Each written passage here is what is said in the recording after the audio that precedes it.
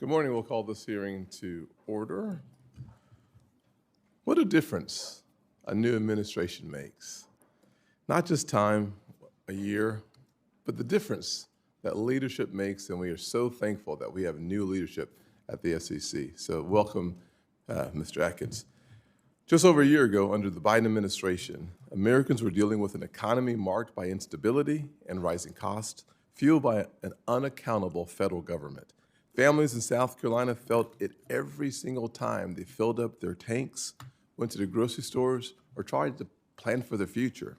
Small businesses felt it when Washington made it harder to grow, invest, and hire. Today, we are on a different path, thank God. Under President Trump, we are refocusing on growth, opportunity, and common sense. This means clarity instead of chaos, accountability instead of bureaucracy, and a government that serves the American people, not gets in their way. Chair Atkins, the SEC under your leadership reflects that approach. This can be seen in how your SEC is addressing digital assets. For years under the Biden administration, regulation of digital asset markets took the form of regulation by enforcement. Instead of clear rules, businesses, builders, and investors were left with confusion, subpoenas, and lawsuits. And instead of innovation growing here at home, much of it was pushed overseas. That approach failed. If it failed investors who deserve transparency and protection, it failed entrepreneurs trying to build the next generation of American companies, and it failed our country at a time when global competitors are racing to lead in financial innovation. Congress is now doing its job as well, working in partnership with the SEC. The Senate version of the Clarity Act is about establishing clear rules of the road for digital assets. It defines responsibilities for regulators, protects investors, and gives businesses the certainty they need to innovate in the United States while keeping consumer protection paramount. Make no mistake, digital asset innovation will happen here at home in places like Greenville, South Carolina, Atlanta, Georgia, or Cary, North Carolina, not abroad anymore. Chair Atkins, your leadership at the SEC is also bringing clarity and common sense back to how it regulates our capital markets, which of course is incredibly important. You've pledged to make IPOs great again, and I really like that aspirational approach with a little touch of optimism. Helping more companies go public so more American families can invest in the next generation of companies from the very beginning. You've also committed to fixing our broken public company disclosure regime, which drives up cost and pushes firms away from our markets instead of inviting them into our markets. Under your leadership, the SEC has extended compliance dates for several costly rules finalized under the Chair Gensler and withdrawn proposed rules that would have damaged our capital markets if finalized, including rules that would have imposed ESG requirements on registered funds and investment advisors. You've done important work, hard work, a lot of work, but that work is still in its infancy. After 4 years of dysfunction, the SEC has once again become a partner in growth, returning to its core mission of protecting investors, maintaining fair and orderly markets, and facilitating capital formation for everyday Americans. By getting the SEC back to the basics, you are helping our capital markets work better for investors, entrepreneurs, and innovators. Now, Congress must do our part as well. That is why our committee here will work to advance capital formation package known as the Empowering Main Street in America Act to help small businesses grow and expand investment opportunities for everyday Americans. In the greatest country on the planet, it should not take wealth to create wealth. If we get this right, we can improve confidence in our capital markets, keep innovation in America, and make sure the next generation has more opportunity than the last. Once again, thank you, Chair, for being here with us. I look forward to your testimony. I now turn to our ranking member. Thank you very much, Mr. Chairman. Our markets are the envy of the world, and they deliver enormous opportunity. I want American businesses to thrive, but markets without rules mean that the wealthy and the powerful take all the gains, while small businesses and workers and consumers get cheated. The SEC's job is to make sure that our markets are fair and honest. But nearly a year into running the agency, Chair Atkins is unleashing a golden age of fraud. The billionaires will cash in, while millions of American businesses and families will end up paying the price. Now, as soon as he was confirmed, Chair Atkins set to work letting scammers off the hook and unraveling investor protection rules that keep everyday investors from getting cheated. At every fork in the road, he has turned toward Wall Street over Main Street. And here are just a few examples. For decades, the SEC has monitored corporations and refused to let them go public if they're scams. Now, thanks to Chair Atkins, that oversight has nearly disappeared. Investors have said over and over they want more information so they can make better decisions. But Chair Atkins is working to slash current disclosures so that companies can hide just how risky they've become. Under Chair Atkins, the SEC has also made it easier for companies to prevent investors from going to court when those investors have been cheated. Chair Atkins seems to think that if investors get cheated, they should just suck it up. The Trump SEC has made it easier for executives to silence shareholders and to ignore suggestions for improving corporate governance. And perhaps most dangerous of all, the Trump SEC has gutted oversight and enforcement tools, even proposing to dismantle the database that helps the SEC catch insider trading, market manipulation, and other corporate crime. And the proof that the SEC has largely quit enforcing the law, right there in the numbers. Over the past year, the SEC collected less in monetary penalties against bad actors than it has in over a decade. And I don't think anyone can say with a straight face that's because corporate CEOs are suddenly behaving better. For crooked CEOs and companies built on fraud, Trump's SEC is a dream come true. Atkins has taken the SEC cops off the beat, and under his watch, the SEC has cut way back on investigating companies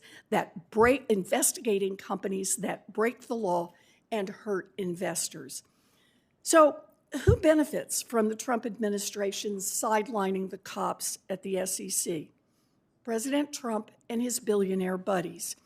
Rich CEOs like Trevor Milton and companies like Kraken, Coinbase, and Gemini, who donated big time to Trump, and then the SEC cases against them suddenly disappeared. While the SEC spends its time handing out special favors, risk is building up in our financial system. And we have seen this movie before. In fact, the SEC chair who sits here today played a starring role in an earlier financial crash. In the years leading up to the 2008 crash, Chair Atkins, who was then a commissioner on the SEC, along with other regulators, let companies flood the market with complex, risky financial products. Taxpayers ended up bailing out Wall Street, while millions of people on Main Street lost their jobs, their homes, and their pensions.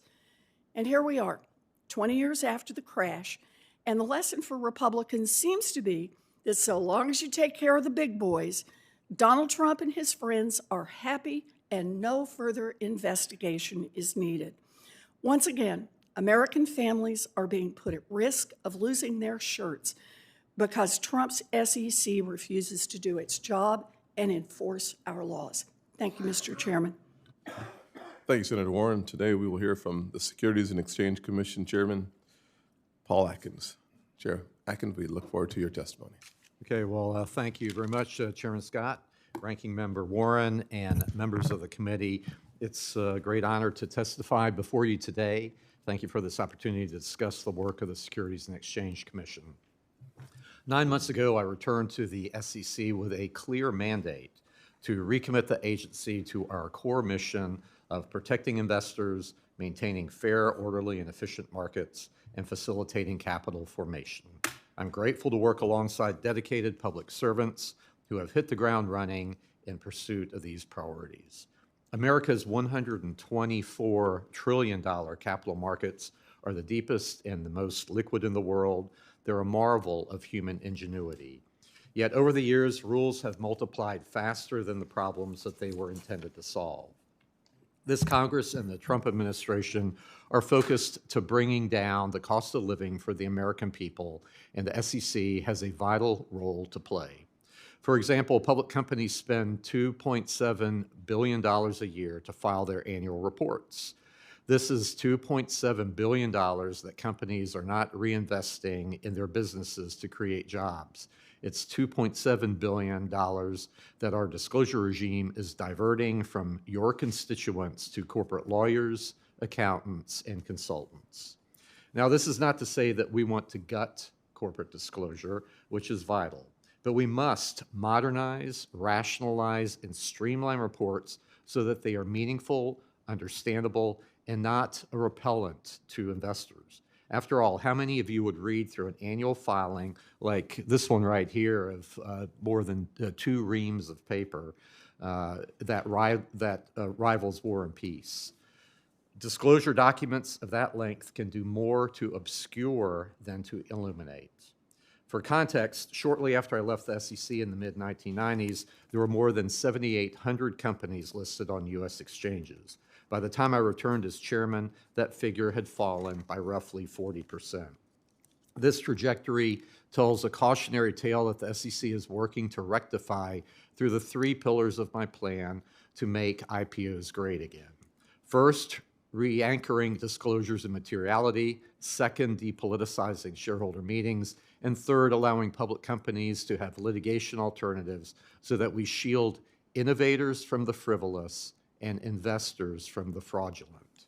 I also applaud the bipartisan initiatives before Congress, including those in the Senate's Empowering Main Street in America Act and the House's Invest Act, to help keep America's capital markets open, dynamic, and above all, worthy of investors' trust.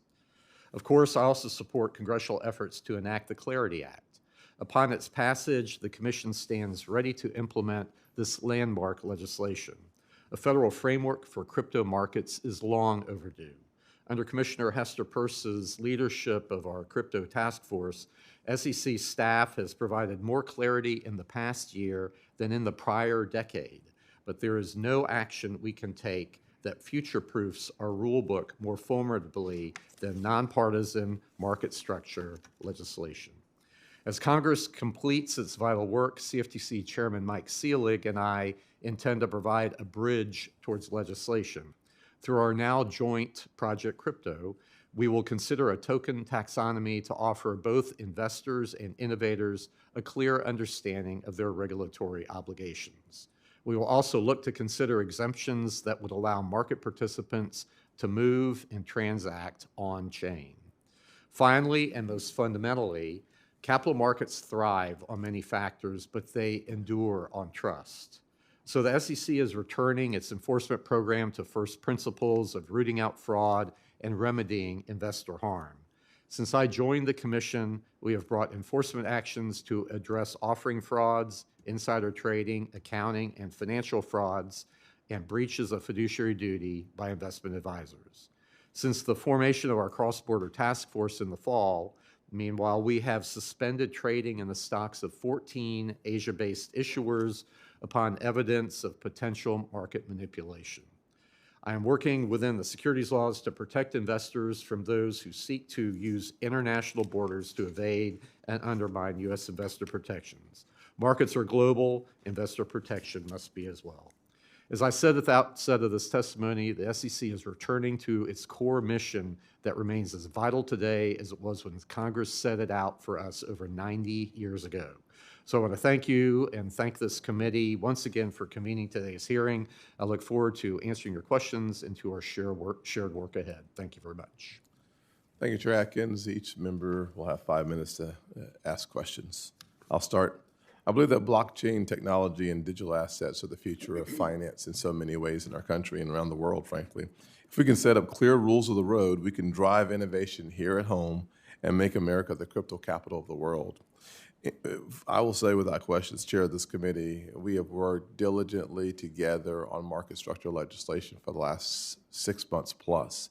Democrats, Republicans meeting thousands of hours at this point, trying to figure out the path forward. I think is incredibly important for us to do so. And I think it's very helpful for us to have rules of the road that are already in place. Can you speak to why providing legislative clarity for digital assets is critical for American competitiveness and protecting investors at the same time? Well, thank you, Chairman Scott. So really, I support your efforts, and I agree with you that you here in the Senate and your staff and those in the House have really spent a lot of time and energy to come up with with what will be, I think, a very good bill once you iron out the details. So we have been providing technical assistance to both houses and on both sides of the aisle as well, and spent a lot of time ourselves to try to support your efforts and help them come out in the right place. And so the real issue that is so important about this legislation is to future-proof things so that there's a clarity to innovators as between the SEC and the CFTC. I like to compare the past 40-some years as two fortresses on either side of a no man's land with where you have innovators and other would-be new products getting bogged down in that no man's land with a crossfire and then never really coming to market. And so we need to give people clarity as to what they need to do, and the past, which has been the problem with SEC of the past few years, is that the SEC stayed mum. It didn't try to alter and accommodate its filings and its forms and rules to accommodate this new innovative technology. So we need a firm grounding in statutes so that we can't have any backsliding in the future. Well, thank you. I'll turn my attention to my comment during my opening comments about the importance of not having as a prerequisite wealth to make wealth. This is such an important part of achieving the American dream. Obviously, owning a home is the first component of that. The foundation for most of us who think of the American dream is home ownership. For myself, that certainly was real. And then I had the blessing of starting a small business and realized that there's a big step forward if you are able to get yourself into an equity position beyond your house in America. It's critically important. Millions of Americans work hard. They all play by the rules and do well for themselves, but are locked out of investment opportunities because in America today, it still takes that wealth to build wealth. And we're trying to find a way to look at the accreditor-investor definition and make it more flexible for people who have the knowledge and not simply the money. And I think that's an important part of what's broken about the current definition. And my IMSA, for short, Act really does put us in a position to expand the definition of accredited investor, opening the door to investment opportunities for Americans based on their knowledge and qualifications and not just how much money they have. Chair Atkins, what is the SEC doing to expand the accredited investor definition and more broadly ensure that it does not take wealth to build wealth? Well, thank you, Senator. I really agree with your points, and so I've been now at the SEC 3 times over the last 35 years, and each time this has been an issue that's been debated.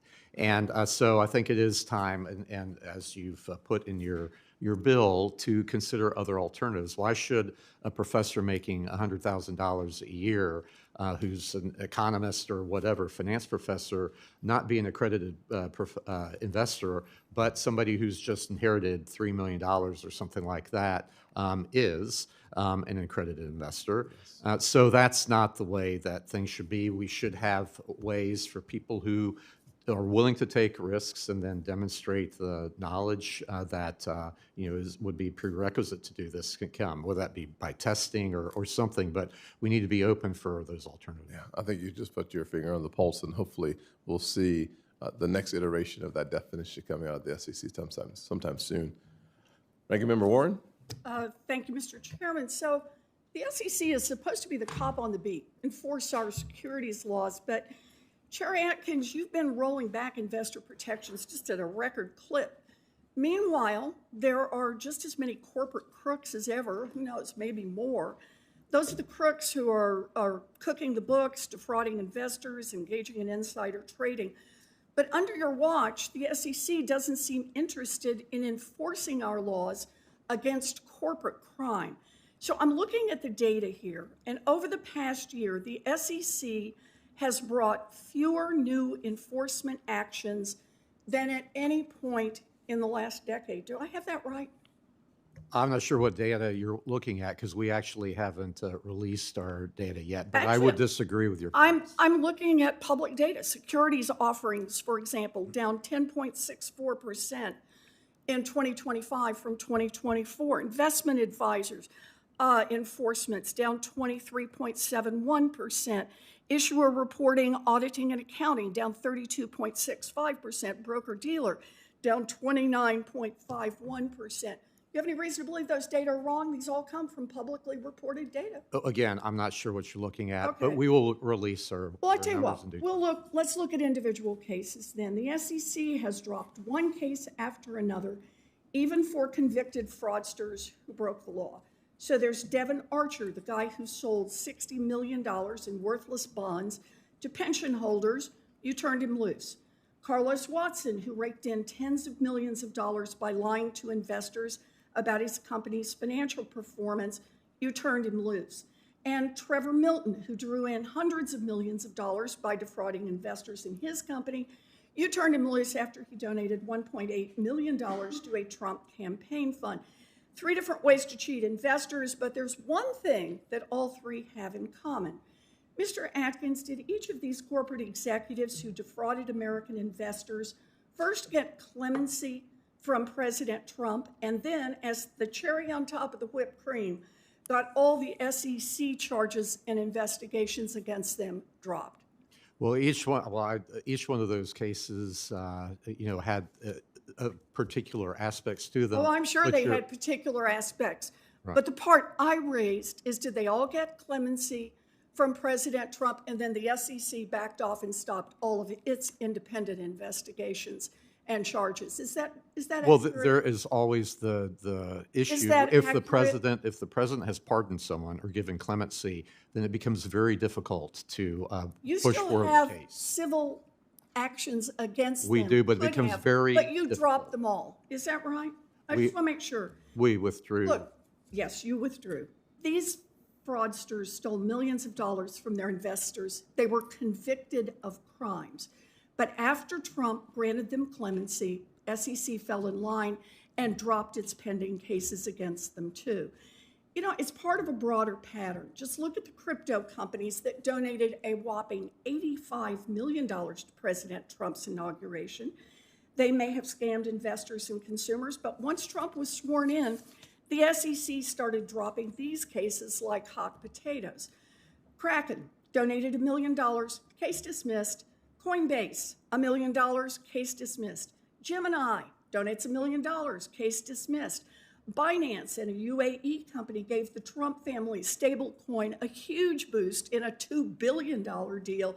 Case against Binance dismissed. As a recent independent investigation found, and I'm going to quote it, the SEC no longer actively pursues any cases against firms with known Trump ties. The agency backtracked in investigating every firm that has relationships with the Trump family's crypto business or has donated to Mr. Trump's political causes.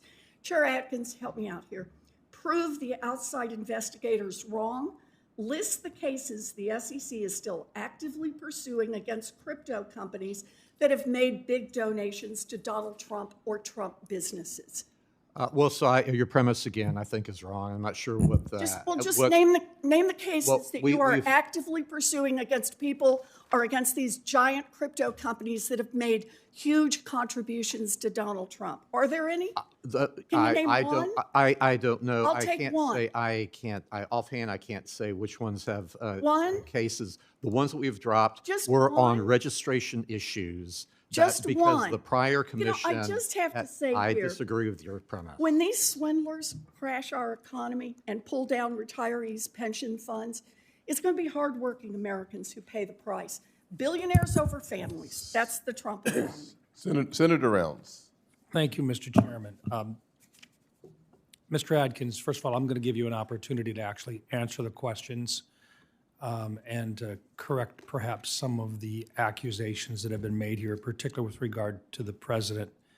But let me just start out with something that just in looking back over your work here, you made it very clear that what you wanted to do in coming back in was to reverse the trend of the number of companies that were available for small investors to be able to get in and invest in. In fact, you indicated that there were more than 7,000 companies listed on the U.S. Stock Exchange back in the 1990s, from small cap innovators to giants of the industry. And yet, by the time that you've returned as chairman or earlier this year, that number had fallen by roughly 40%, meaning that small investors had fewer places to go to actually enjoy and create their own American dream. So I come to this from a little different attitude, that I think what you're trying to do is to create an atmosphere in which small companies can grow and thrive, and not simply be the ones that are managed by private equity programs. Based upon that, it seems as though you're trying to bring companies back in. Part of it has to do with enforcement and the philosophy of the appropriate way to enforce rules and regulations that the SEC is responsible for number one, creating and then enforcing and having oversight on. Can you talk a little bit about your philosophy? Because I think that's critical at this point to give you that opportunity. Okay, well, thank you, Senator Rounds. Yes, so I firmly believe that the law is the law, and that regardless of the parties involved, and that we have a duty to do to, as Senator Warren said, to the investing public to police our markets, and I take that extremely seriously. And so some of these cases that were dropped happened before I arrived, so between Inauguration Day and the time I Wait, arrived. say that again. Some of the cases that you were just accused of getting involved with had been dropped before you arrived. Yes, by after inauguration, and in an effort by then Commissioner Ueda, Acting Chairman Ueda, and Commissioner Peirce to withdraw from things that they viewed as regulation through enforcement. And so these are mostly registration issues under Section 5 of the Securities Act, and that was a regulation through enforcement where in the past the SEC just said, come in, there's an easy thing to do. Just fill out an S-1. It's on our website. Fill it in and talk to us about it. But there was no effort to accommodate the new technologies and these new products that were just inapposite to the forms, and I would argue were not securities in the first place. So that is a changed attitude from the SEC, and that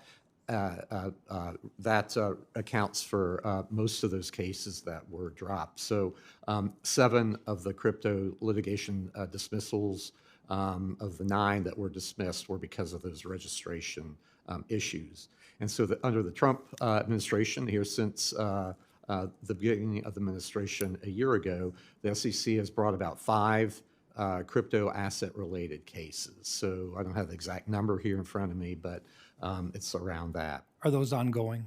Those are ongoing, right? So anyway, so we are active in this area. Fraud is fraud, whether it be in the crypto area or not. So I don't know where these other stats come from, but I take exception to them. Thank you. I want to move back into an area that I think is really important, and that is the development of artificial intelligence and its use. Under the Biden administration, we saw securities regulation used to achieve some political and social objectives, often at the expense of investors and small businesses. I want to thank you for your commitment to returning the SEC to its core mission. Chairman Atkins, the administration's 2025 AI Action Plan encourages the development of regulatory sandboxes at independent agencies, including the SEC. This venue would allow SEC-regulated entities, such as broker-dealers, investment advisors, to test new AI tools under structured oversight.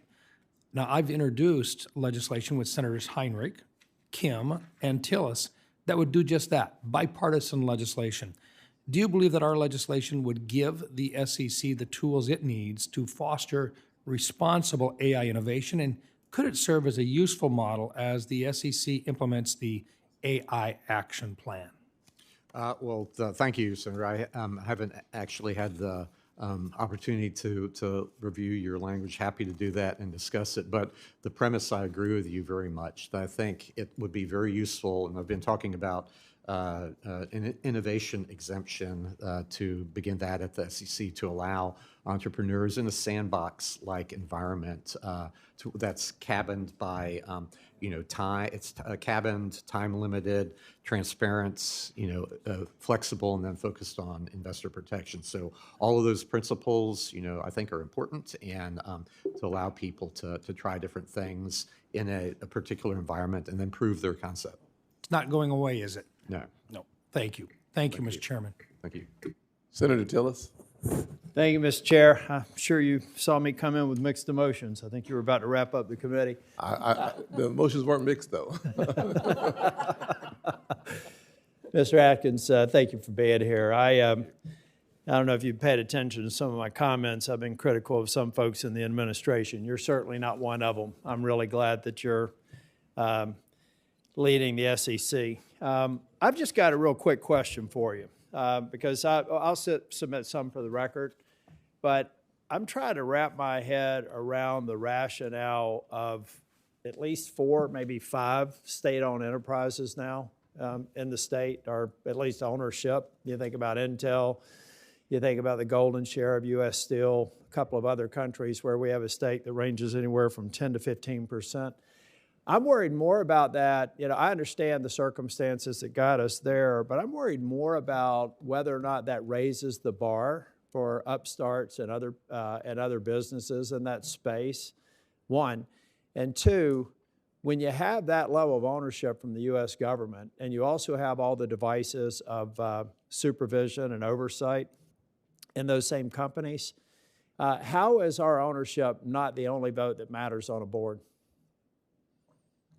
Thank you, Senator.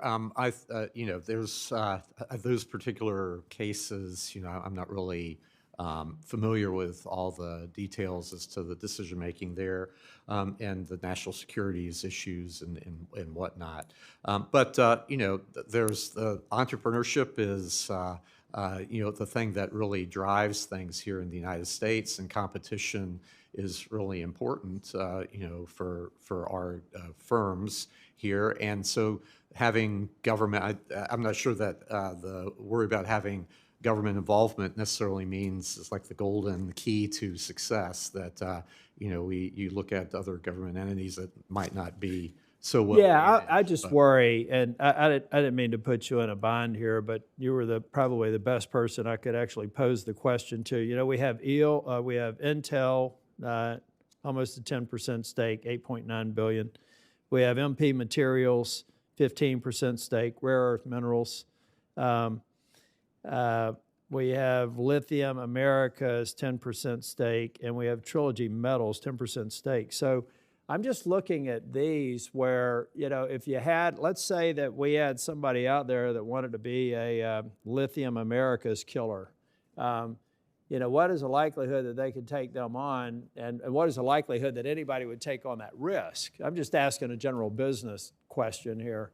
If you've got an 800-pound gorilla that not only has an equity stake, but has the entire supervision and regulatory resources behind it. I just logically, if I were advising businesses again, which I may be doing in about 325 days, I'd say, before I go and try and take on big lithium, MP Materials, Lithium Americas, Trilogy Materials, to use that space, rare earth minerals, I may want to go search another market until that settles down. So I don't expect you to respond to it, but it is something that really is an artifact from 2025. And I hope that the U.S. Steel golden share. I don't even like the name of it, golden share, because it sounds like the golden ticket, which sounds like their ticket to run that company if they want to. To me, it just seems anti-free market. And if you could just opine on whether or not, or for the record, and only from your perspective, what would that do for a budding new company that wants to enter that space if they know they've got the 800-pound gorilla in the room? Don't need to answer it now. I didn't mean to catch you flat-footed or anything, but I would appreciate your insight. Thank you for being here before the committee. Okay. Thank you, Senator.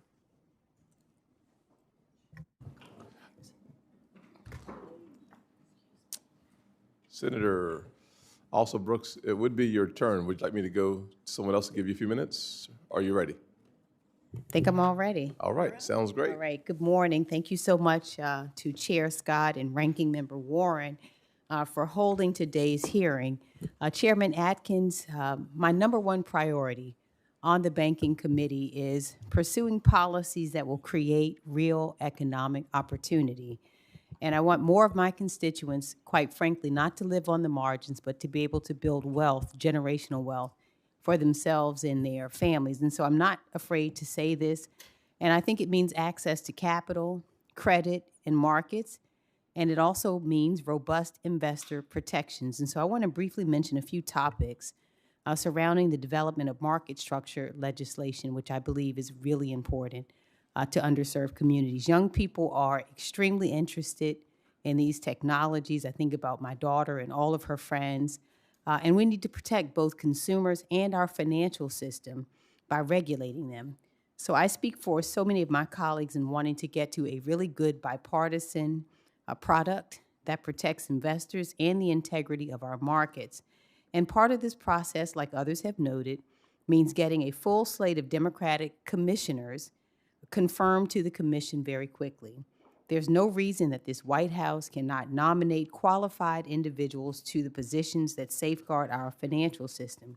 Now, you've spoken at length, Chair Atkins, about tokenization, the technology behind converting ownership of traditional financial assets, including securities, on a blockchain.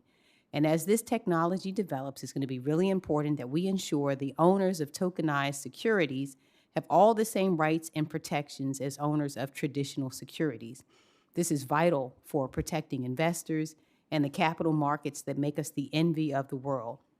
Now, Congress should play an important role here in providing guardrails and direction, and I'd be grateful for your continued cooperation.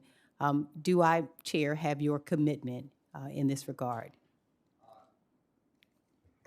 Yes, Senator, thank you very much. But I think it goes without saying that under current law that tokenized securities are securities, and we'll treat them as such. And that's our firm position at the SEC. So, and I think our authority under that is clear, no matter how securities are recorded, whether like the old-fashioned paper certificates or book entry at DTCC, or whether they're traded on chain, as tokenized securities. So I'm happy to work with you and your colleagues to get you comfortable with that as you consider to work on market structure legislation, for example. But that's an important precept, and we will obviously, I think that's clear under current law. Thank you so much. Another important issue is preserving state consumer and investor protection laws. And Maryland State Securities Regulator is at the front lines of protecting Maryland investors from fraud and misrepresentation. So, Chair Atkins, do you believe it's important to protect state consumer and investor protection laws that prohibit companies from lying to or misleading investors about their business dealings or their stock offerings? As far as I know, generally, I don't know about the specific ones you're talking about, but generally, the Securities Acts were very careful not to preempt state laws with respect to blue sky or other sorts of consumer issues. So, offhand, I can't think of an exception offhand, but I think that's a strong precept of the federalism sort of approach that was taken. Okay, thank you. Now, Maryland's one of the most entrepreneurial states in the country. We have about 112 small businesses for every 1,000 residents. And this puts us at the top tier nationally. We're home to world-class research institutions and more federal research labs than any other state. including NIH, FDA, and NASA. But innovation can't scale without capital. And Maryland now ranks 5th in the nation for venture capital investment, with roughly $1 billion raised last year. So how do we lower, in your opinion, Chair, barriers for emerging and first-time founders to access without compromising investor protections?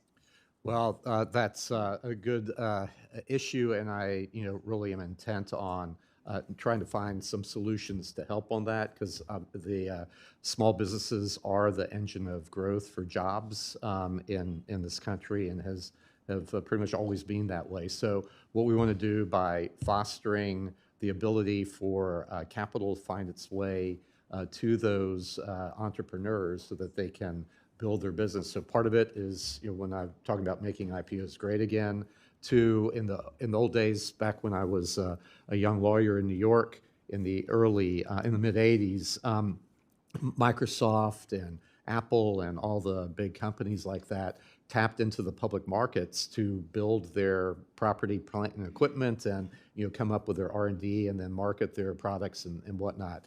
Now it's become so complicated and costly that's out of reach for a lot of smaller companies to go that route, and so they stay with venture capital and private equity for could be decades.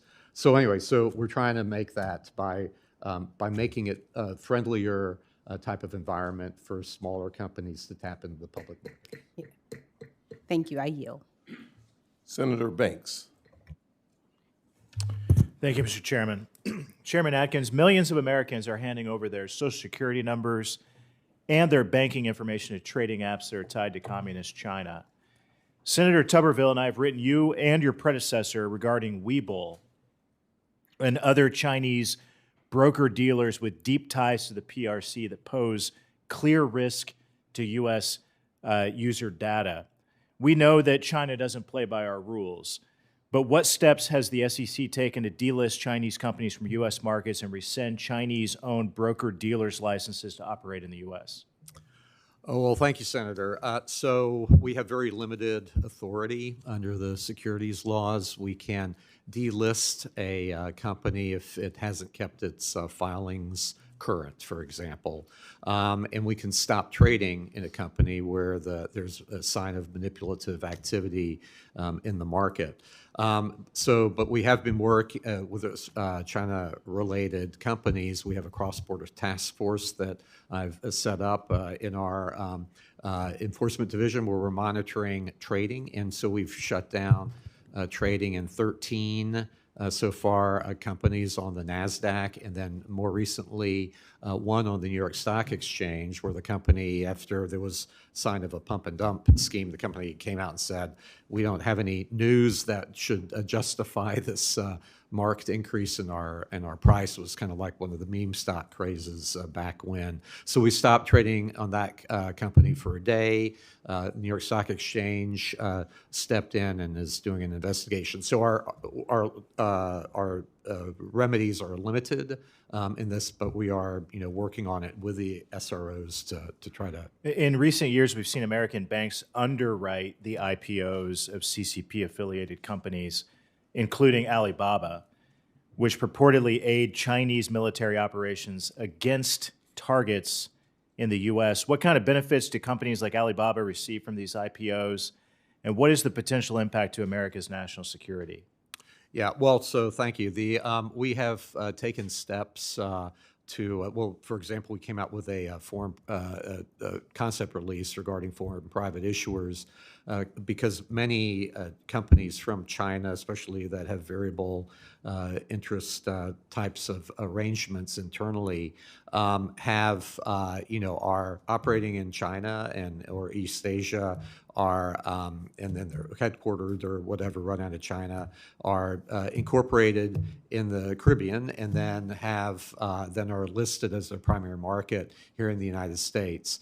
That's why we have come out with this concept release to ask questions about and to come up with a remedy to focus on companies that are taking advantage of our more let's just say accommodating stance for foreign issuers that are listed here in the United States. But where if there's not a strict regime at home for regulation, that's where there's opportunity to evade some of our. China has taken drastic steps to crack down on Western accounting firms that offer auditing services to Chinese companies, as you know. Chinese Communist Party authorities have raided the Beijing headquarters of major Western firms and bullied them with scam investigations. They have put enormous pressure on Chinese companies to employ Chinese auditors, not American or British firms, for example. Do you think that American investors should trust the financial reports that they get on a Chinese company if the auditors preparing that report answer to the Chinese Communist Party? Well, I can't say blanketly, but we have now we've just sworn in this week some new board members for the Public Company Accounting Oversight Board, and that is one of the main issues that they will be focusing on. And how is the SEC ensuring that American investors aren't being tricked into putting their money in Chinese companies that falsify their financial data? Well, so the whole anti-fraud force that we have with enforcement and our investigatory group, our examinations group, we are focused on trying to root out any sort of type of fraudulent activity. And it's not just with the Chinese companies or PRC type of companies, but here in the United States, the incidence of using now AI to help disguise phone calls and voices online is a real bane for normal people's existence right now. Thank you. My time has expired. I'll submit other questions for the record. Thank you for your time. Thank you, Senator Banks. Senator Reed, the floor is yours. Thank you, Mr. Chairman. Welcome, Mr. Chairman. I believe you'd agree that the SEC's job is to recover investors' money and impose penalties when our security laws are violated. And I also would think you'd agree that securities fraud and other violations of the security laws are still prevalent, too prevalent. So I raise these points because under your watch, SEC enforcement has begun to disappear before our eyes. Between 2024, your predecessor's leadership, and 2025, staffing at the SEC has been cut 17%, with huge cuts to the enforcement division. The enforcement budget has been cut in half, falling from $1.4 billion to $731 million. Not surprisingly, monetary settlements declined 45%, falling to $808 million, down from $1.9 billion in the previous year. Disgorgement, the money that you require violators to repay to the victims, that's declined to $108 million, down from the previous year of $6 billion. That's a 98% drop. And it's the lowest in modern era by far. And this clearly indicates to me that the SEC is not dedicating the necessary resources to fighting for investor protection and market integrity. And the last time the SEC was shredding staff and resources on this scale, it missed Bernie Madoff's fraud and the practices on Wall Street that led to the Great Recession. And I believe you're going down the same path. Will you commit to restoring the resources for the enforcement division and enforce the laws, not only to protect individual consumers, but the integrity of the markets? Well, I'm not sure where you get your stats, so I don't really agree with them. Well, let me tell you where I get my stats. The data regarding the enforcement budget is from your own agency financial report published on January 16th. Data regarding penalties and disgorgement is from private sector analysis from Cornerstone Research and the law firm of Paul Weiss. And we need to rely on these reports because your agency, the SEC, has not published the Enforcement Division report for FY25. Usually that is done in December. So you're either deliberately obscuring what you're trying to do, or Well, that's wrong. well, then when are you going to publish? We the had a report? 43-day and 43-night shutdown that really, threw a lot of our processes off. We're about to come out When? with an enforcement here in the next few weeks here. And I'm it not will sure reflect exactly. these numbers. Well, we'll see. I don't know again, don't know. but a lot of what you're talking about as far as penalties go were never collected. They are, it's kind of like a ghost sort of thing where they're assessed but not collected. So Well, you don't that's even one assess them. Well, we are actively enforcing the rules. We have a lot of these people left voluntarily or through buyouts before I arrived at the SEC. So I'm looking at our numbers of employees, and I think we have a very good group of people in enforcement. No, you have deliberately cut the enforcement. That's part of the Doge operation because it plays into the administration's plan to weaken the controls on capital in the United States. I disagree. And- That happened before I got to the SEC. So anyway. Gee whiz, what have you done since you got there? We've been looking at our, we have been working actively to, look at our budget and what we need. What do you expect to be the number of people in the enforcement division in the next, say, 3 months? Are you going to start hiring immediately? We have gaps around in different divisions, and so we will fill that. But we had people retire by definition. That means that they had been there for a while. So this provides opportunity for younger people to rise up. They retired because Doge was running through SEC like every other agency. I disagree. Well, That Doge and SEC, why would people from what I reti- understand, why- were focused. Why would people IT. at the prime of their careers retire? Because I think they felt that the direction they were going was something they did not want to participate in, which is sitting around as Americans are exploited and as the markets decline. Let me change. People the have topic. other types of opportunities, and I've talked to many of the people who retired, many of whom I knew from my former time at the SEC. So I think to blanket paint it that way is inaccurate. Senator Reid, your time is up. You want to ask a question for the record? Mr. Chairman, absolutely. I will submit questions to the record. No, that's quite right. You want to give us a synopsis real quick? The synopsis is, I think we're headed down the path to a financial disaster. I note for the record, Senator Warner and I were the only 2 members on this committee that were here to write Dodd-Frank, to put corrections in place. The ranking member was in the administration helping us. And we saw this coming. My definition of a synopsis ended about 10 seconds ago. Thank you. Senator Haggerty. Thank you, Mr. Chairman. Chairman Atkins, is great to see you. Audrey, great to see you here. Chairman Atkins, before I start with my questions, I might just ask you to take a minute longer and explain to us what the impact has been of the 43-day shutdown on the SEC's operations. Well, it's set us back a lot because 43 days, it's not just a month. It's not counting all the. It's a long time to have people at home and then to have them come back and get started back up again. And so, in 43 days, is a big chunk.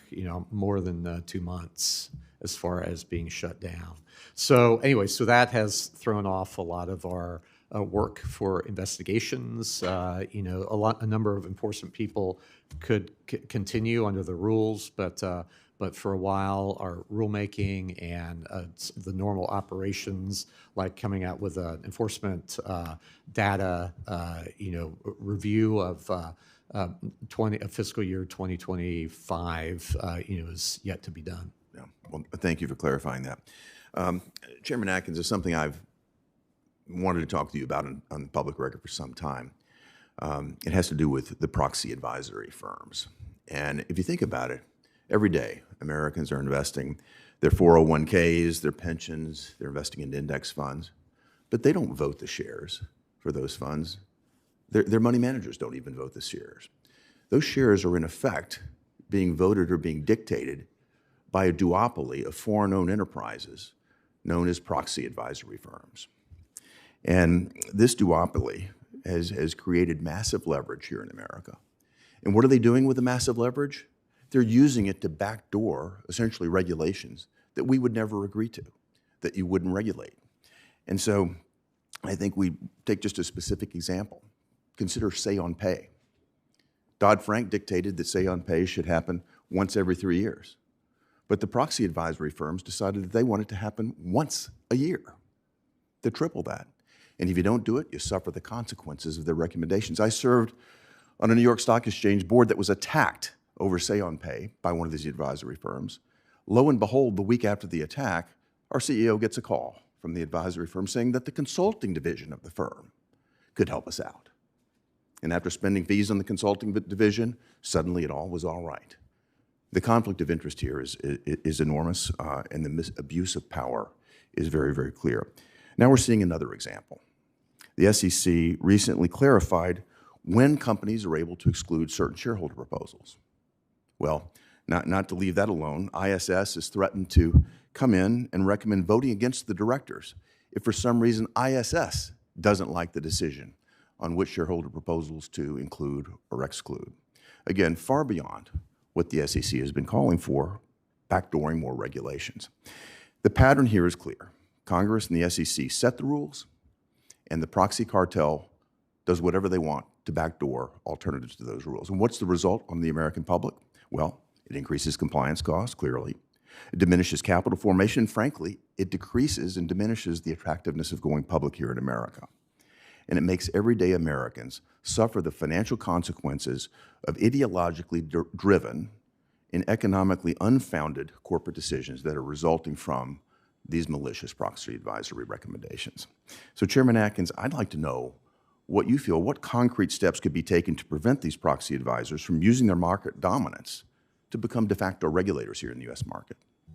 Well, thank you, Senator. I don't want to prejudge anything because we are actively looking at this area. There's an executive order that we are actively addressing and reviewing all the regulations in this area with that regard, and collaborating with the Department of Labor and the Federal Trade Commission as well. So, but I share your concerns in this respect, and in many ways, these proxy advisory firms are a symptom of a problem underlying it of precatory shareholder proposals that have been weaponized by social activist shareholders that have special axes to grind. Mm-hmm. And so you've spoken about this and addressed it through bills in the past. So I think that, so anyway, we'll be looking at this from, all different aspects, and that's part of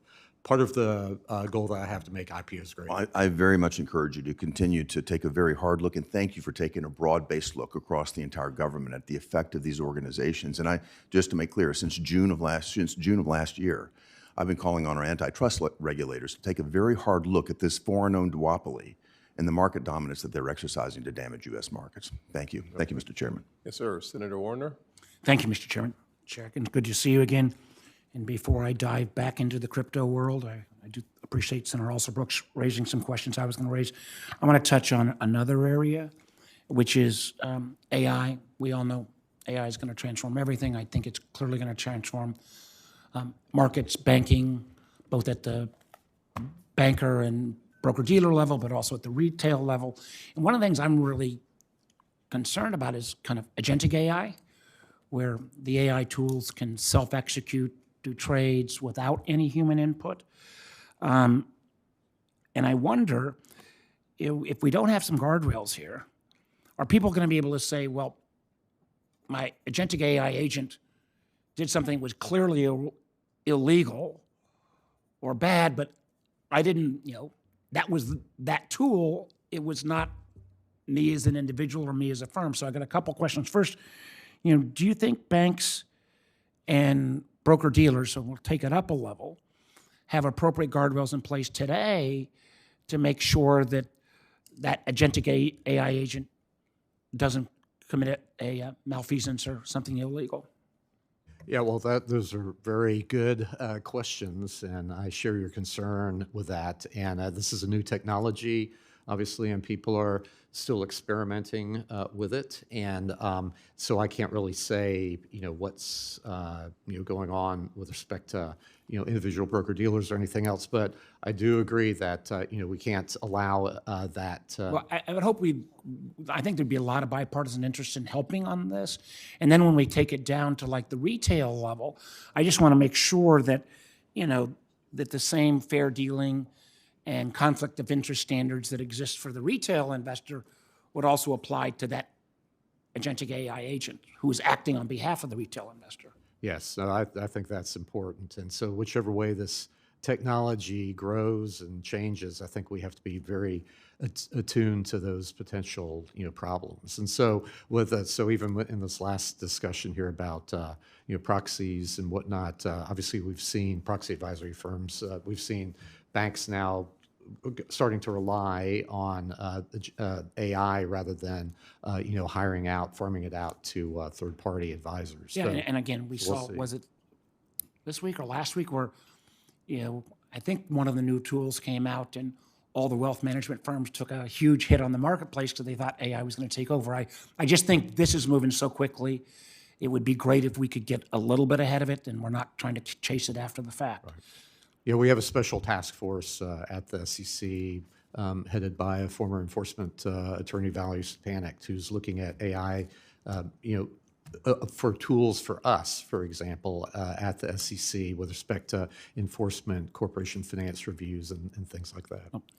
I'll jump back into the old pool now, around crypto. And, for all that are watching, we want to get this done. It's got to be done safely. I appreciate folks like Senator Blunt Rochester, her work on this, and Senator Alston-Brooks, and there's a big working bipartisan group on this, and the chairman's leadership. But I do feel like on DeFi, that there still is, we got to make sure that we don't set up a regime that allows bad actors or carve out enforcement, something that Senator Cortez Masto is working on.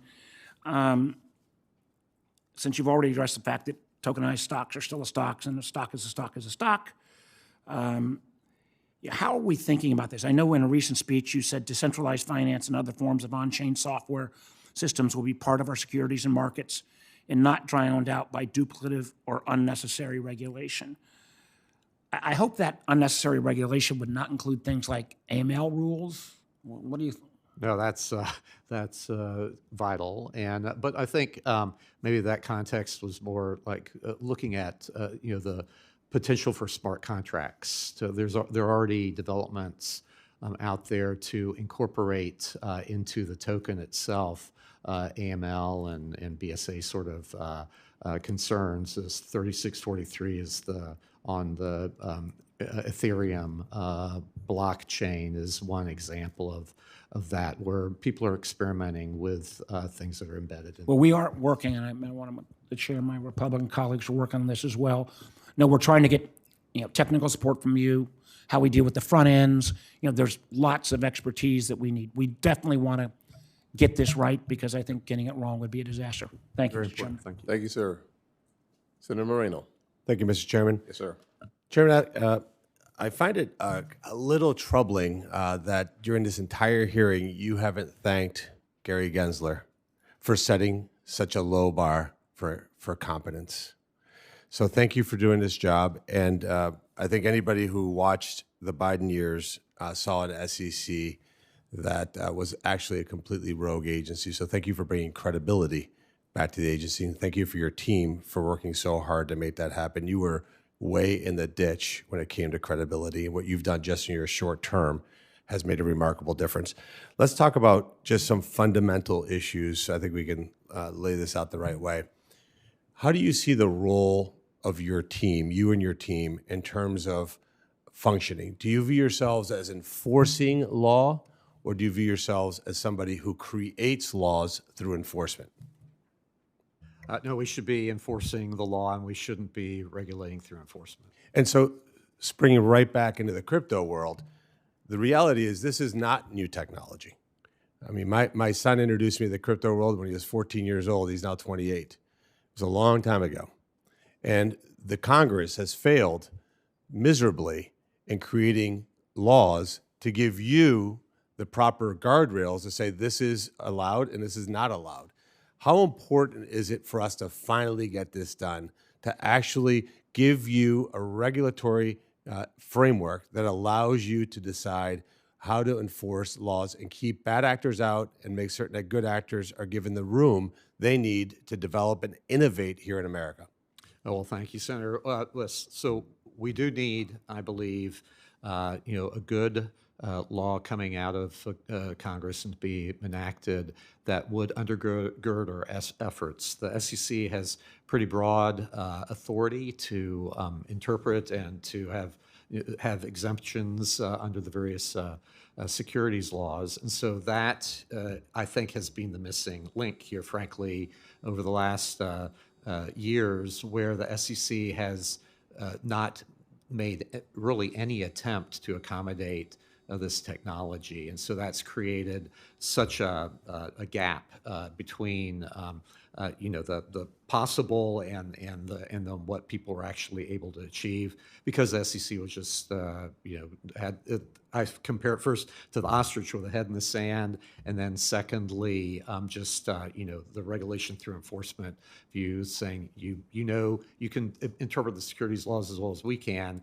but then going after people with the enforcement division. I think that's not the way for a regulator to operate. A regulator should perceive what the questions are in the industry and then address those. And we have many tools to do it: notice and comment rulemaking, roundtables, all sorts of things like that is the way a competent regulator should be working. Yeah, so when you hear the exchange about less enforcement actions as necessarily a bad thing, the reality is, again, not to beat this to death, but for those who suffered through Gary Gensler's reign of terror, he wasn't an ostrich. He was a man-eating, absolute devastating lion. So the enforcement actions were basically, again, enforcement, regulation through enforcement. So you had just completely arbitrary, capricious views of what should happen, and what you're doing is following the law. So I just urge my colleagues to let's get this bill across the finish line. The staff has spent literally thousands of hours getting this done, and I think it's long overdue. Let me just ask you one question about something that a lot of people, including myself, although no longer in this space, because I divested myself of all digital currencies, by the way, at a low number. But what do you think about self-custody? Tell me how you view that from your perspective. Should I be able to be a custodian of my own digital assets if I ever were to get back in that space?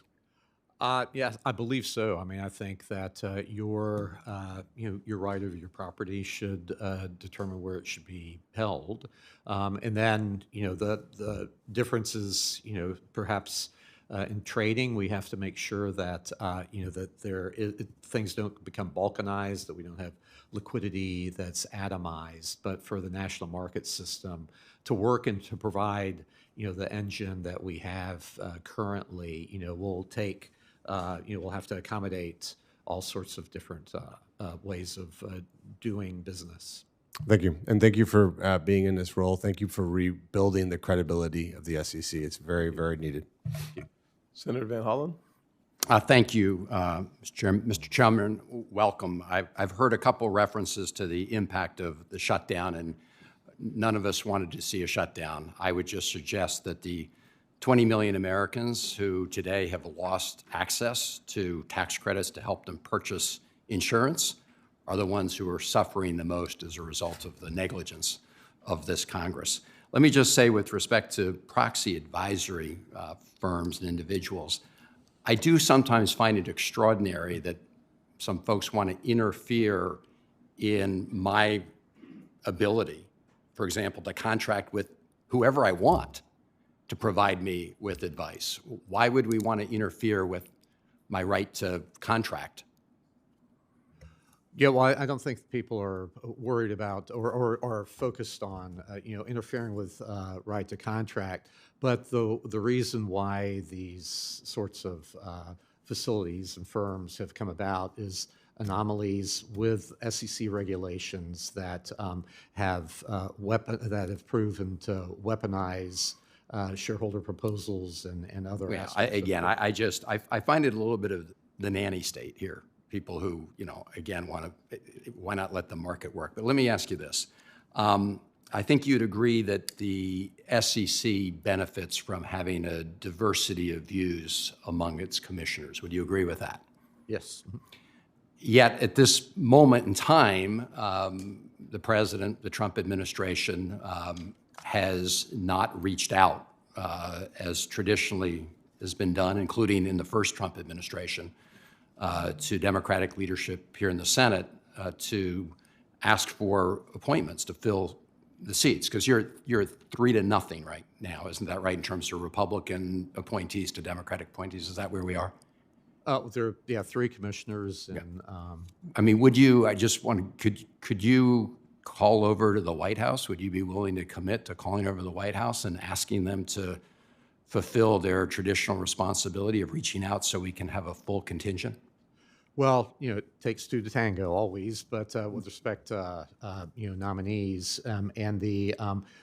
but I have been now at the SEC for 3 times, and so I've worked for a Republican chairman, a Democrat chairman, and was there with the aughts with other. No, I know you have, and that's why this is a unusual situation where we're 3-0 and where there's no indication that the White House is reaching out. Again, I want to reference the Trump 1 administration because they followed the traditional approach, which is to work with Democrats in the Senate to fill these positions. Yes, it takes 2 to tango, but the White House has not reached out. So I'm just asking you if you would encourage the White House to do its job and reach out in this regard.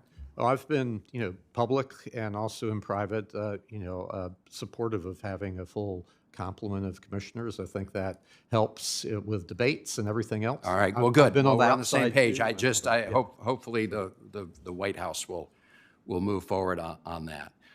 You're a member, of course, of the Financial Stability Oversight Council, and recently you indicated and others that you're, quote, in agreement that non-bank financial institutions don't pose systemic risk to our markets, unquote.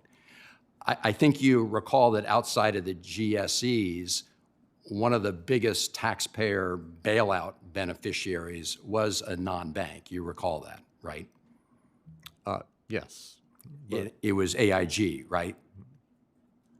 So isn't it true that non-bank entities can pose systemic risk to our economy? We've already seen it once. Doesn't it seem arbitrary to say that's not possible and you're not going to look at the whole universe and environment out there and see if non-bank actors might pose a systemic risk? I mean, there are ongoing issues right now that people are keeping an eye on, different sectors. I mean, we had the Blue Owl Capital issue. But I guess just as a matter of principle, why would you want to start the analysis by saying non-bank actors can't pose a systemic risk? Well, I don't know that we've said that. I mean, Well, I'm just reading a statement that you made. Well, so It's in the minutes.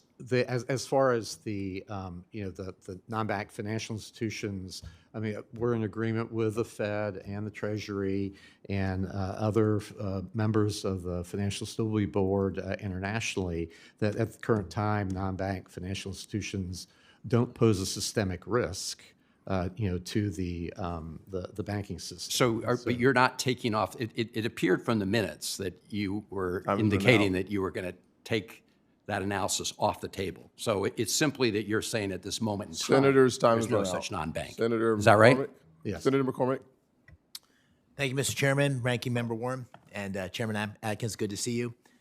The Trump administration's prioritized preserving the United States as a global leader in financial innovations and enabling financial firms to offer new innovative products while also ensuring robust consumer protection.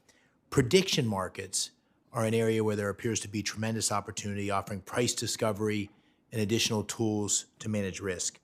Now, I know this falls primarily in the CFTC's jurisdiction, but how is the SEC working with the CFTC to provide greater clarity for U.S. market participants in prediction markets? Yeah, well, so that is a huge issue that we're focused on, and so I'm happy to say that Mike Seelig is now the president appointed him to be chairman of the CFTC. Great guy, very competent, and he was in my office, so I can surely say that the 2 agencies will be harmonized more than ever before, and so we're meeting once a week to do that and with our staffs. And so that's a very important aspect of trying to harmonize. So prediction markets are exactly one thing that where there's overlapping jurisdiction potentially, and you're right, it's mostly, at least currently on the CFTC side, but we need to be harmonized in the way we're addressing this market. And do you see any rulemaking on the immediate horizon and any thoughts on the need for legislation in those areas?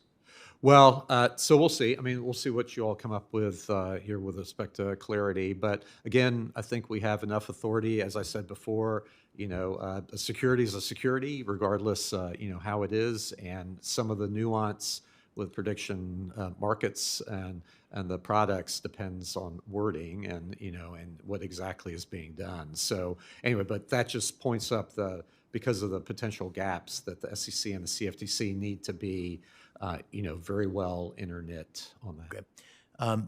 Okay. Financial innovations moving at a blistering pace in lots of areas, including digital assets. I commend you on your efforts to provide the necessary rules and safeguards for digital assets while we continue to hopefully come forward with legislation on the Clarity Act.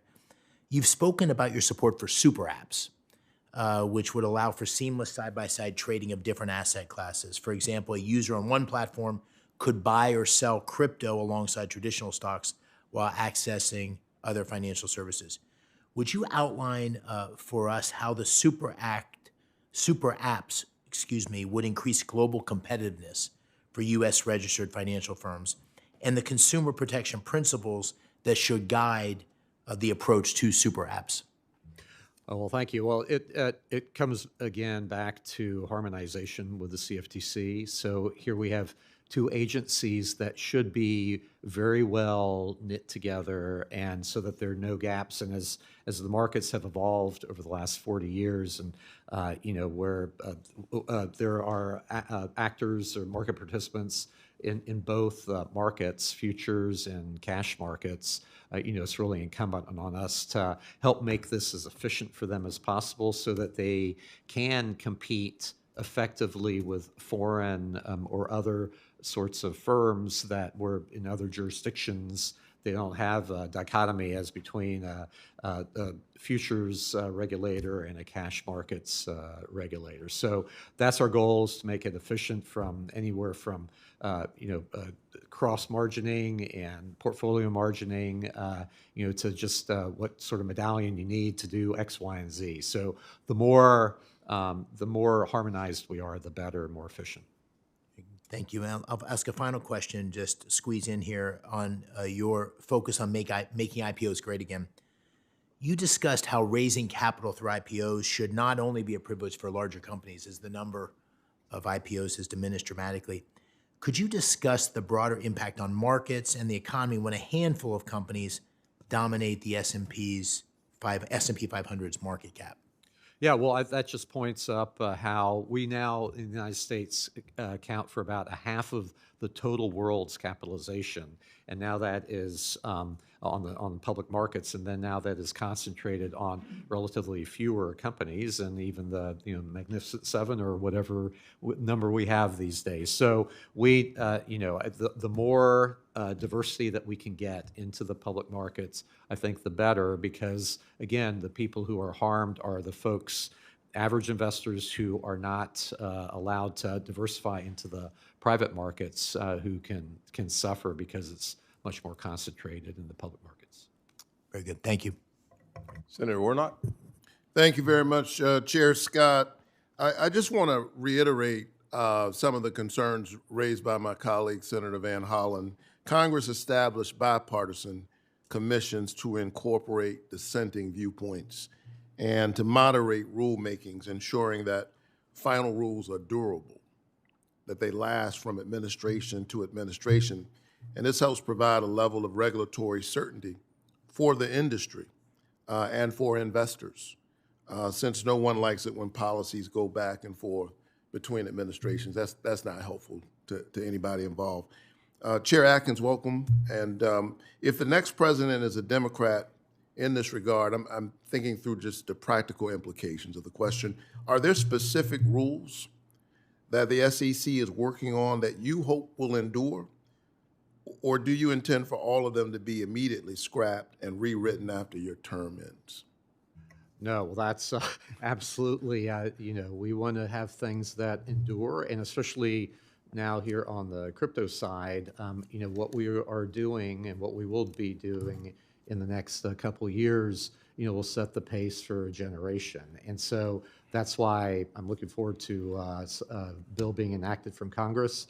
I'll work with whomever the president appoints to be other commissioners at the SEC, and the one commissioner who just left, I've actually tasked her with doing, focusing on one aspect of our ALJ process and in general with rules there. So I can work with all sorts of people across the aisle. Well, it's good to know that you support having a bipartisan commission. I don't want to put words in your mouth.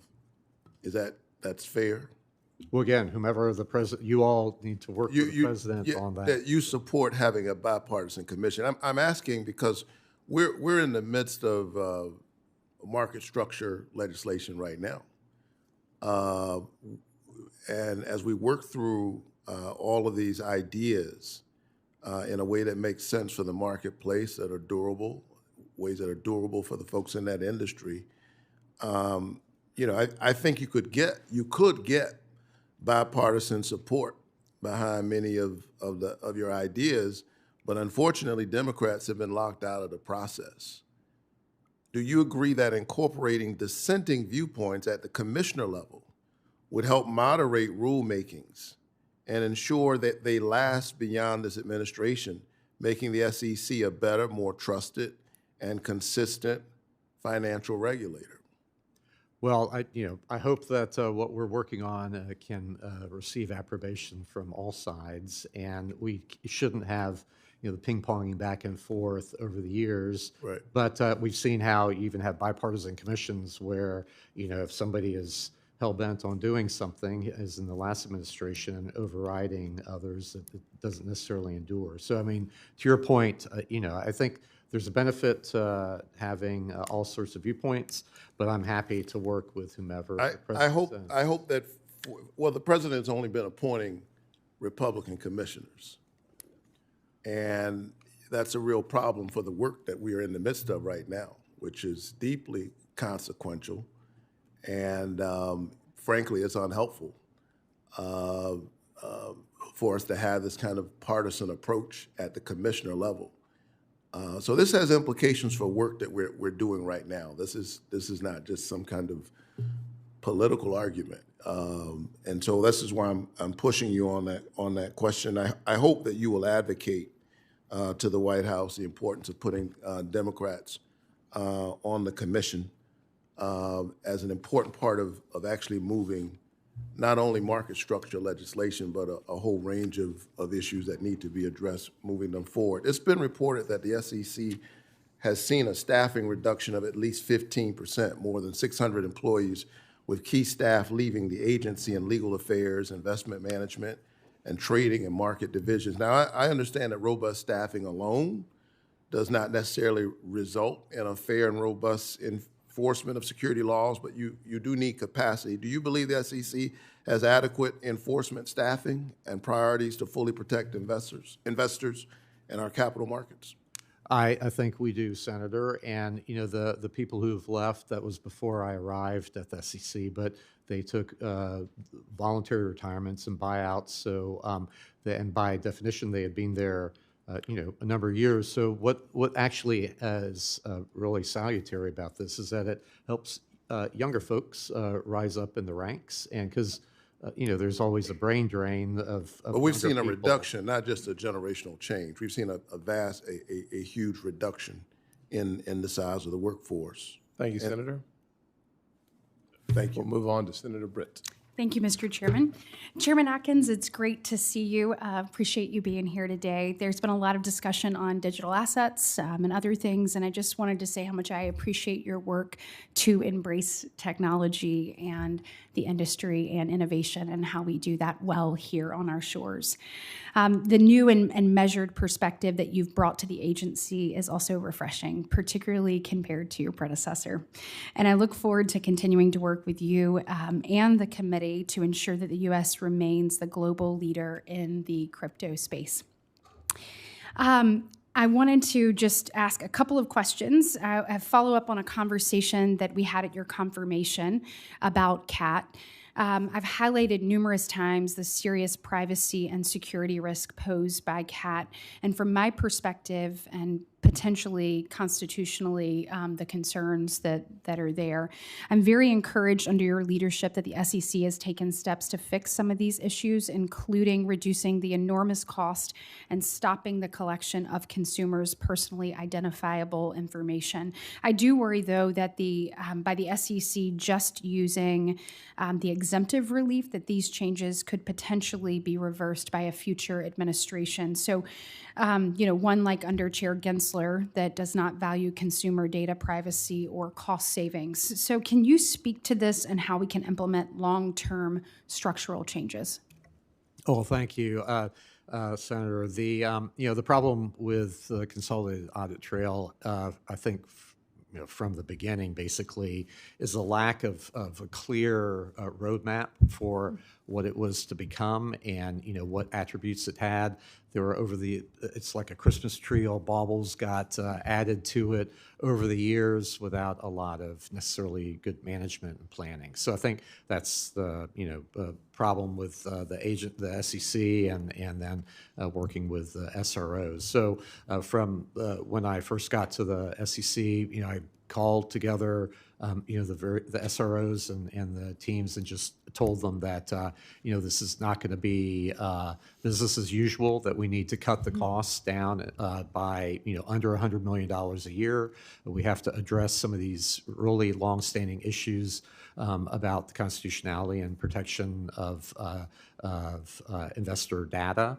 And then, so we are actively working on that, and I'm happy to say that the cost has come down, and so we still have a number of issues to work out, and so we will be engaging in rulemaking on this eventually to get this right-sized. But it's a real critical issue. But we have their blue sheets don't necessarily exist anymore, and so we have issues there where we need to figure out what will replace that. And what is the timeline that you see for that?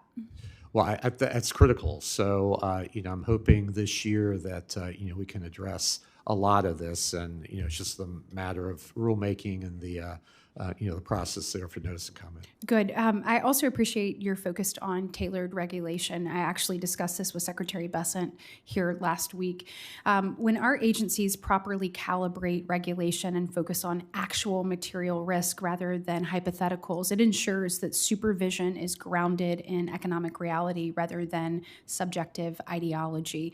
I would assume that you agree with me on that, and I know that you've mentioned a plan to target what you've called, quote, information overload. Can you speak to that and kind of give me a little bit more detail on your thoughts there?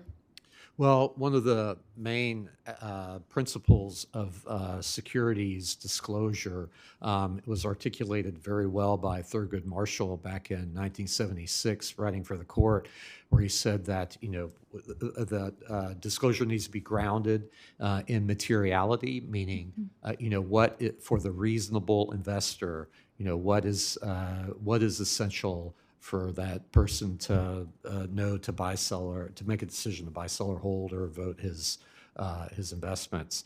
And so, and if you don't have that grounding, then there's a danger of information overload, just an avalanche of trivial information. And so here, with this Entergy 10K annual report weighing in at almost 1,000 pages, I mean, that's an example of how things have, I think, gotten way out of whack, and we have to address that.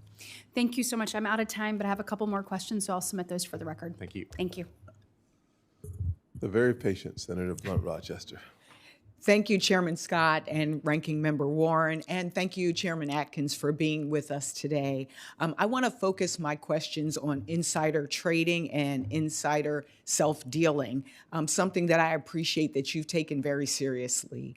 I have a series of yes or no questions, so it should go pretty quickly. Chairman Atkins, over time, Congress has provided additional authorities to the SEC to police insider trading above and beyond General Anti-Fraud Authority. Is that correct? Yes. I think that's general. yes, yes. The SEC's duty-based insider trading regime focuses on prohibiting conduct by people who have confidential information or control. For example, telling a friend when to trade, correct? All this is very circumstantial. The facts and circumstances very much. And you know, I think that's why the trading rules focus on insider conduct, who is trading and what they know, just like the case that you brought in August of 2025 against 3 individuals, one being an executive of an investor communications firm who advised biotech and pharmaceutical companies, and his 2 friends. I think I even read an article where there were like envelopes of cash and everything. And so just to confirm again, this is really about who is trading and what they know and making sure that we are doing things on the up and up. Would you say that's correct? In general, yeah, it depends on intent, and I mean there are a lot of things that come into it, the facts and circumstances. But the focus is really insider trading, insider conduct. The SEC enforces those rules even if the tradable asset in question is not the underlying security, such as equity-based derivatives, correct? Well, it depends. There has to be a nexus with the securities markets for us to do it. Otherwise, the CFTC, has an analogous provision to 10b, and so it's in their jurisdiction. So it does depend on whether it's a security or not. So the risk of insider abuse doesn't disappear simply because the asset is traded differently, though, correct? Well, it depends on the law. It depends on the asset. I mean, anyway, different markets have different standards. So there's been a lot of discussion about market structure because this committee is working on that issue right now. And I want to shift specifically to crypto as it relates to this. In many crypto markets, founders or insiders can exert control or otherwise have confidential information on token supply, the schedule of token releases, governance changes, or major technical decisions, especially before public trading. You would say that's correct? I guess it depends on the instrument and the token. And right, I know it kind of depends on, but all in all, this is kind of the way it works. There are, case by case, this does happen, correct? Yeah, it could. Yes, okay. And so today, I think is insider trading or self-dealing, regardless of asset classification by someone with confidential information or insider control, harmful to market integrity and investors? Well, we want to make sure that the markets are transparent and whatnot. So I but really again, it think depends. I tried to these are like kind of basic, simple questions. I think what I'm trying to get at is that, to me, insider trading is bad. No, it shouldn't happen anywhere, and I think we agree on that, right? Well, it depends on the futures markets. I mean, it's kind of Okay, so we're not embedded talking in it. about That's, futures, inside puts, calls, trading, yeah. but the concept of insider trading, this is something you're against, right? On the securities markets, yes. So. Okay, I'll just say this didn't go the way I thought it was going to go because I thought these were sort of like basic, like all of us agree insider trading is bad and wrong. As a matter of fact, even the case that I referenced that you did the complaint against, this was like a guy giving his friends tips and then them passing him envelopes of cash. So to me, what I think for our committee is going to be important as we look at something as consequential as market structure is that we're also paying attention to making sure that people don't have this self-dealing or insider trading. And so I'm going to yield back to the chairman. And thank you for your presence here. And I look forward to the continued work. Thank you, ma'am. Senator Ricketts. Thank you, Chairman Atkins, for being here today. The United States has the strongest and most trusted capital markets in the world, and that didn't happen by accident. It happened because we have a system that relies on clear rules, reliable disclosures, and enforcement that is predictable and grounded in law. This is near and dear to my heart as I worked in a regulated industry. Fair and transparent regulations allow our country to have the most transparent liquid markets in the world. And those standards are even more important in a time of strategic competition, especially when we're talking about Communist China. Communist China is not an ordinary foreign market participant. They are the biggest existential threat to our country, largest external threat to our country.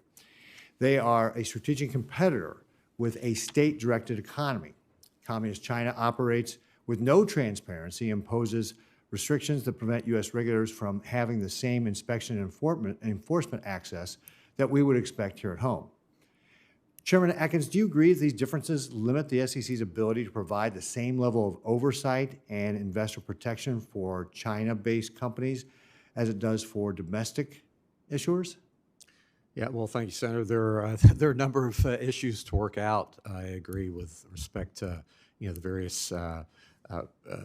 the various markets and where these securities are from. So. Well, you have an agreement through the PCAOB with the Chinese regulators established in 2022 that allows us inspection access to Chinese-based audit firms. And despite existing law requiring foreign firms to open up their audits for our inspectors, Chinese companies have been shielding their books and used auditors under their control to provide dishonest information and withhold data. All the while, we cannot audit Chinese companies directly to get to the bottom of the truth. And we have not taken action to delist non-compliant Chinese companies from our stock exchange because of this. Given that the PCAOB inspections have identified significant audit deficiencies at Chinese firms serving China-based issuers, do you believe it creates an uneven playing field for U.S. companies when those issuers can access our markets without being subject to the same level of oversight and inspections?